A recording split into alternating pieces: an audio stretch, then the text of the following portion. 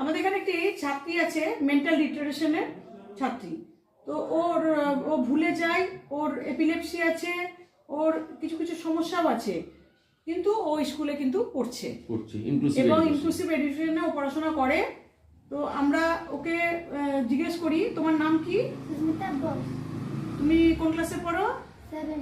আচ্ছা, তোমার এইগুলো তুমি করেছো?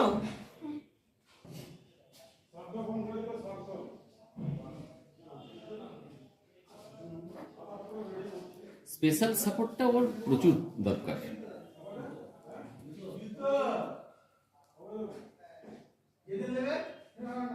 আমরা দেখছি তুমি এখানে কিছু বাংলা লিখেছো, এগুলো তোমার লেখা?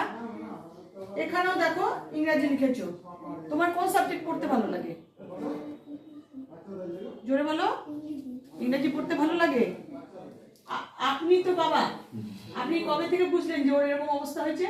যখন 8-9 বছর বয়স তখন থেকে দেখলাম স্কুলে মাস্টারমশাইরা বলছে ও অন্যান্য ছাত্রদের থেকে পিছিয়ে যাচ্ছে, তখনই আমার মনে মধ্যে অন্য বাচ্চাদের মতো স্বাভাবিক। যাই হোক, এখন তো আমাদের ইনক্লুসিভ এডুকেশনে আসার পরে ও তো এখন অনেক ডেভেলপ করেছে। এখন তো ওর খাতাদার দেখতে পাচ্ছি ভালোই লিখছে, ভালোই পড়ছে। ও তো টাকাও পাচ্ছে 5,000 টাকা করে বছরে। আচ্ছা, এছাড়া অন্যান্য এডুকেশনাল সাপোর্টও দেওয়া হচ্ছে, ফাইন্যান্সিয়াল সাপোর্টও দেওয়া হচ্ছে। তো এটাতে আপনাদের ভালো লাগছে তো? হ্যাঁ হ্যাঁ, আমাদের ভালো লাগছে। আমি এই স্কুলে এসে আপনাদের সহযোগিতা পেয়ে আমি খুব খুশি। ভবিষ্যতেও পাবো, তাহলে ও এগিয়ে যাবে। তুমি আগামী দিনে কি হতে চাও? তুমি সিঙ্গার হতে চাও? গান করতে পারো তুমি? গান শিখতে চাও? বাহ, গান শেখানোকে গান শেখাতে হবে তো, তাহলে তো গান শেখাতে হবে। আমরা সব রকম সহযোগিতা করবো, আপনি গান শেখান। আমরা এসছি আমাদের স্কুলের রামপুরহাট গার্লস হাই স্কুলের একটি ছাত্রীর বাড়িতে। ছাত্রীর নাম হচ্ছে বৃষ্টি প্রামাণিক। তো সে মাধ্যমিক পরীক্ষার্থী এবছরে। ও হচ্ছে মানসিক বিশেষ চাহিদা সম্পন্ন একটি বালিকা। আমরা তার মুখ থেকে কিছু শুনবো। বলো। হ্যাঁ ম্যাম, বলুন। তোমার নাম কি? আমার নাম বৃষ্টি প্রামাণিক। ক্লাস 10ম শ্রেণীতে পড়তো। 10ম শ্রেণীতে পড়ছো, তাই তো? এবার মাধ্যমিক দেবে। তো এটা ম্যামদের সাহায্যার্থে আজকে এই অবস্থায় এসে দাঁড়িয়েছে। তো ওনাদের কাছে আমরা দারুণভাবে ঋণী, তাহলে ও এই অবস্থায় আসতে পারতো না। কারণ প্রথম থেকে ও মানসিকভাবে একটু অসুবিধায় আছে। তা তোমাকে তো আমি দীর্ঘদিনই পড়িয়েছি এবং তোমাকে এই জায়গাটা এনে দেওয়ার জন্য তো একটা আমাদের একটা যথেষ্ট অবদানও আছে। তো তুমি তো অনেক টাকাও পেয়েছো এখান থেকে, এই সাহায্য আমরা দেওয়া হয়েছে।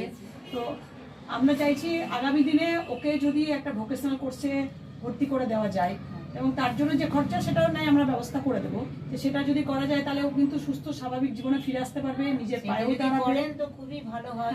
তো তুমি সেগুলো শিখবে? টেলারিং শিখবে। তাহলে আমাদের পক্ষে খুব ভালো হবে যে আমাদের ছাত্রী এরকম জায়গা থেকে আজকে উঠে এসে একটা স্বাভাবিক জীবনে ফিরে পেতে পারে।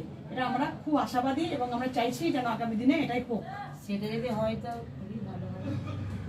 এর ভবিষ্যতে একটা কিছু হবে যদি আপনারা এত বড় কাজটা করেন, এবং আপনাদের কাছে খুবই আমরা কৃতজ্ঞ থাকবো। এরপর তাহলে আপনারা ভোকেশনের উপরে চাপটা দেবেন।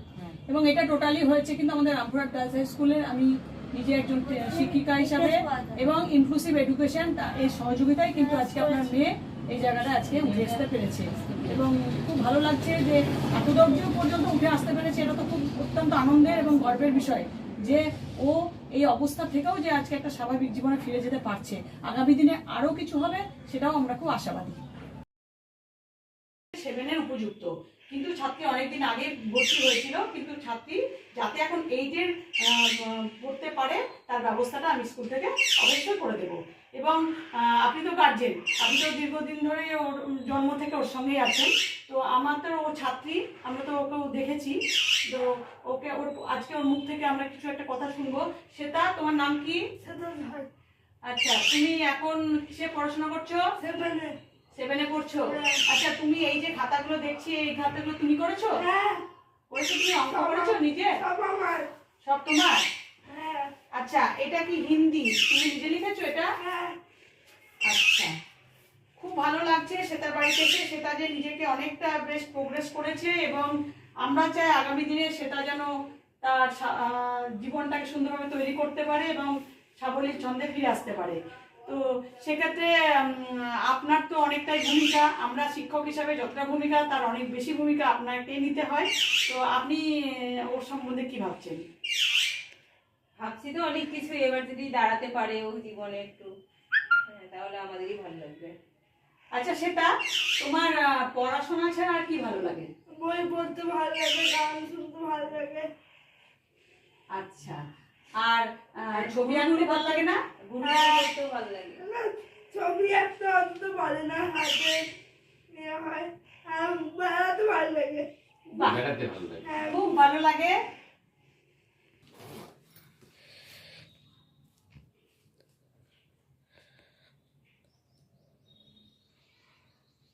স্কুল যেতে ভালো লাগে? হ্যাঁ, তুমি তো আগে স্কুল যেতে, হ্যাঁ, আমি তো তোমাদের দেখেছি স্কুলে যে তুমি পড়াশোনা করেছো, হ্যাঁ। তো এখন আর যেতে চাও না? তাই কিন্তু এখন অনেকটা বড় হয়ে গেছে, তো অসুবিধা হয়। আচ্ছা আচ্ছা, আমরা সেটাকে একটা হুইল চেয়ারও দেওয়া হয়েছে আমাদের দিক থেকে, এই হুইল চেয়ারে করে সেটা কিন্তু চলাফেরা করে।